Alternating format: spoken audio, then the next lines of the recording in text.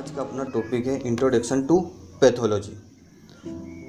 सबको पता है पैथोलॉजी क्या होता है, बट आज हम पढ़ेंगे कि डिटेल में पैथोलॉजी आखिर होता क्या है। हम इस फील्ड में हैं तो इस फील्ड की हमें पूरी जानकारी होनी चाहिए। और ये कि जो मेन बेस है ये पैथोलॉजी से ही स्टार्ट होता है, तो स्टार्टअप अपना पैथोलॉजी से ही होता है। इसलिए अपने को पैथोलॉजी की जितनी भी जानकारी है अपने को पता होना चाहिए। तो पैथोलॉजी क्या होता है? पैथोलॉजी, पैथो मीन्स डिसीज़ और लॉजी यानी स्टडी करना।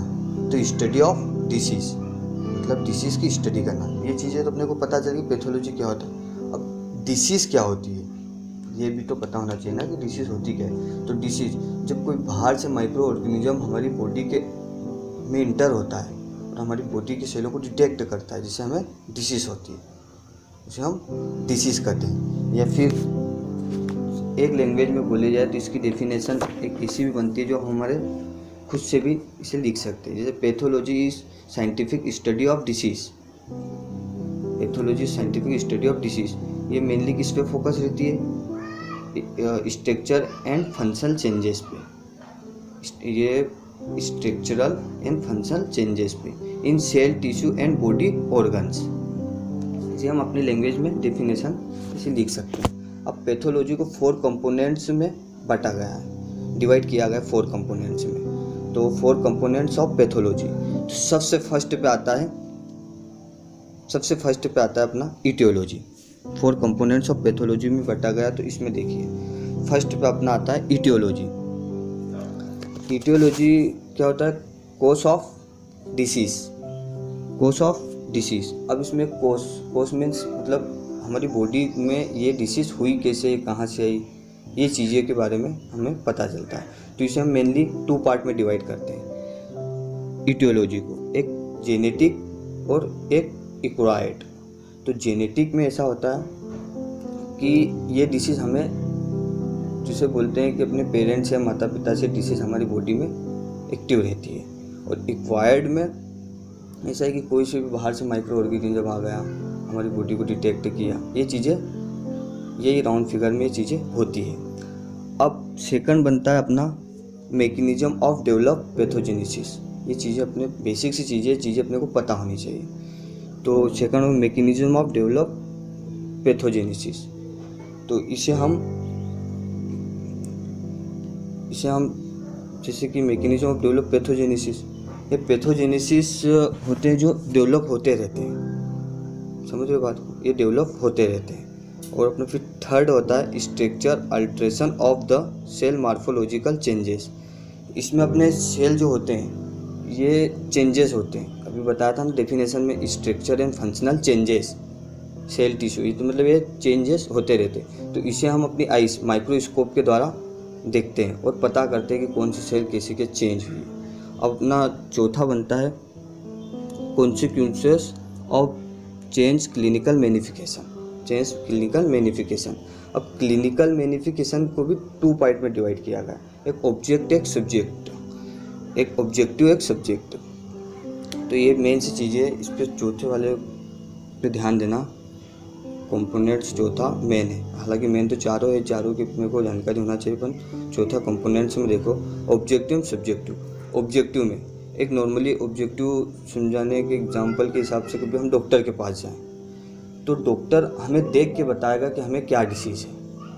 हमें डॉक्टर देख के बताएगा कि क्या डिसीज़ है। इसका सबसे बेस्ट एग्जांपल है जॉन्डिस, जिसे हम पीलिया बोलते हैं। वो हमारी आँखों को देख के बता सकता है कि हमें जॉन्डिस हुआ है। और सब्जेक्टिव में जब हम डॉक्टर के पास जाते हैं तो हम बताते हैं कि यहाँ पे दर्द है, यहाँ पे दर्द है, ये पैर में दर्द है, सूजन है, ये चीज़ हम बताते हैं, वो सब्जेक्टिव में आती है। तो ये अपने 4 कंपोनेंट्स कंप्लीट हो गए। पैथोलॉजी की डेफिनेशन है 4 कंपोनेंट्स है। अब इसे 2 पार्ट में डिवाइड करते हैं, सब डिवाइजन ऑफ पैथोलॉजी। तो human pathology is the largest branch of pathology. Pathology की सबसे बड़ी ब्रांच है human pathology. Sub division of pathology में human pathology is the largest branch of pathology. तो इसे भी हम 2 पार्ट में डिवाइड करते हैं, एक जर्नली पैथोलॉजी और एक सिस्टमिक पैथोलॉजी। जर्नली पैथोलॉजी में dealing with generally principle of disease, इसमें हमें डिसीज़ होती है और एक सिस्टमिक पैथोलॉजी होती है जिसमें हमें मतलब बॉडी के एक सिस्टम में डिसीज़ होती है, पूरे एक सिस्टम में कहीं ना कहीं हमें डिसीज़ होती है। तो स्टडी उसकी डेफिनेशन देखिए, dealing with study of disease printing of the specific organs and body systems. Body systems तो 2 टाइप्स होती है, बेसिक सी चीज़ें अपने को पता दो, जनरल पैथोलॉजी, सिस्टमिक पैथोलॉजी। यहाँ तक होगा अपना टॉपिक कंप्लीट हो गया। अब अगली स्लाइड पे अपन देखते हैं। अब पैथोलॉजी का जो मेन बेस है वो, इसे तो सभी लैब होने बट अपने को 3 लैब उनको तो पता है होना ही होना चाहिए। तो इसमें आता है हिस्टोपैथोलॉजी, हेमेटोलॉजी और क्लिनिकल पैथोलॉजी। तो क्लिनिकल पैथोलॉजी, अब पढ़ेंगे हम क्लिनिकल पैथोलॉजी। तो what is clinical pathology? The branch of pathology dealing with the study of disease and disease process by means of chemical microscopic, chemical examination, microscopic examination और एक serological examination या physiological examination. तो इसमें mainly बहुत सारे body fluid वगैरह आते हैं, जिन्होंने लैब में वर्क किया होगा क्लिनिकल, उनको सब पता होगा। तो इसमें से एग्जाम्पल के लिए हम यूरिन एनालिसिस लेते हैं। इसे भी 3 कंपोनेंट्स में बांटते हैं, फिजिकल, केमिकल और माइक्रोस्कोपिक। तो volume, colour, odour, specific gravity, ये अपनी किस में आती है? फिजिकल में आती है। और केमिकल, जब इसका टॉपिक हम लाएंगे तो पूरा डिटेल में इसको हम बताएंगे। केमिकल एग्जामिनेशन में भी पीएच, ग्लूकोज, प्रोटीन, कीटोन, ये चीज़ें होती है। और microscopic examination RBC, WBC, casts, epithelial, ये चीज़ें होती है। अब होता है हेमेटोलॉजी। क्लिनिकल तो खत्म होगा, पता है haematology, the branch of medical यूनोलॉग study of treatment of the blood. मतलब इसमें हम टोटल ब्लड जो संबंधित, जिससे ब्लड से जो भी टेस्ट लगाए जाते हैं इस लैब में हम लगाते हैं और इसका ट्रीटमेंट करते हैं। तो जैसे कि सभी टेस्टों में पता है और सबको पता होगा सीबीसी क्या होता है। तो सीबीसी को हम डिटेल में समझ लेते हैं। तो सीबीसी में मेनली 5 में डिवाइड होता है, 5 भाग में डिवाइड होता है, जिसमें रेड ब्लड सेल्स, ये तो सबको पता होगी। देखो उसकी नॉर्मल रेंज भी लिखी है 4.3 से 5.7, फीमेल में 3.9 से 5.03। अब रेड ब्लड सेल्स का तो सबको पता है। और फिर हीमोग्लोबिन मेल में कितना रखता है? 13.5 से 17.5 तक मेल में, और फीमेल में 12 से 15 तक, ये मेल में।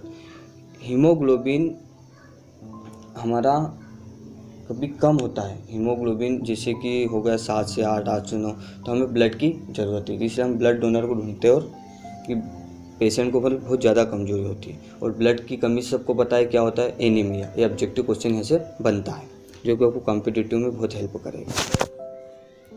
अब होता है हीमेटोक्रीट और हीमोग्लोबिन। यदि हीमोग्लोबिन बढ़ेगा तो हीमेटोक्रीट भी बढ़ेगा, हीमेटोक्रीट बढ़ेगा तो हीमोग्लोबिन भी बढ़ेगा। इसकी होती है 38.8 से 15 तक के बीच में होती है मेल में, और फीमेल में होती है 34 से 44, ये होती है फीमेल में। अब वाइट ब्लड सेल्स, ये तो सबको पता है, नॉर्मली इसे सबके अलग अलग रिपोर्ट देते हैं, कहीं में 4000 से 11000 के बीच में रहता है, कहीं में 3500 से 10,500 के बीच में रहता है, बट इतने के राउंड फिगर में रहता है।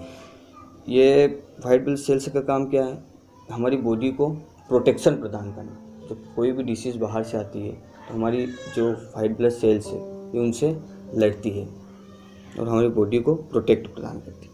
अब प्लेटलेट्स काउंट सबको पता है 1.5 लाख से 4.5 लाख के बीच।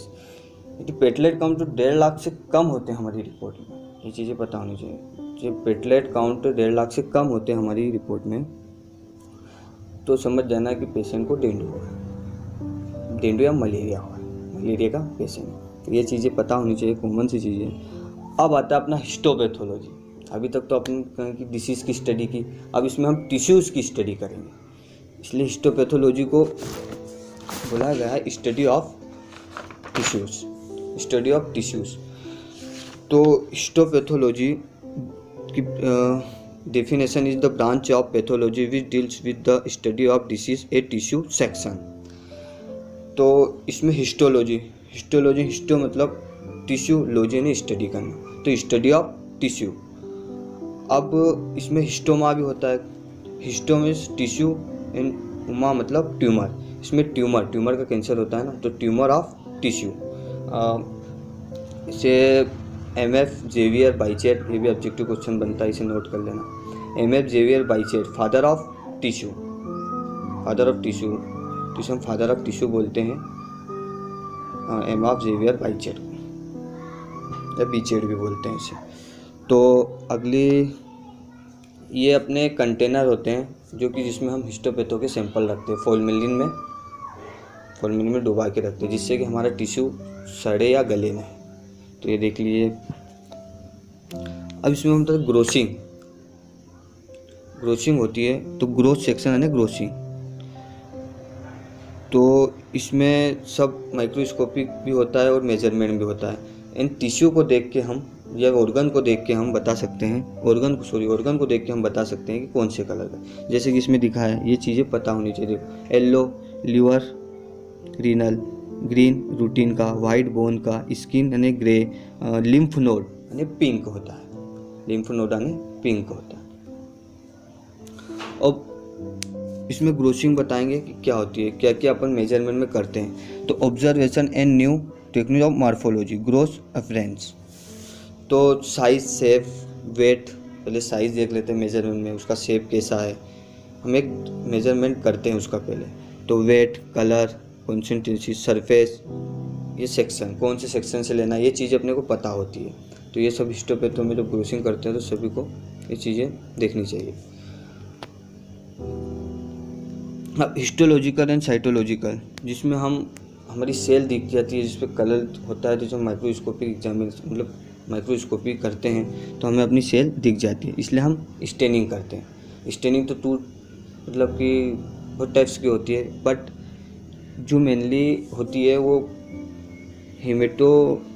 जो मेनली होती है अपनी, तो एचिन स्टेनिंग होती है। एक हेमेटोक्सिलिन एंड इयोसिन, ये अपनी स्टेनिंग होती है, तो जिससे हम माइक्रोस्कोपिक करते हैं और हमको पूरी डिटेल इसकी रिपोर्ट बनाते हैं। तो आज की अपनी क्लास यहीं पे ख़त्म होती है,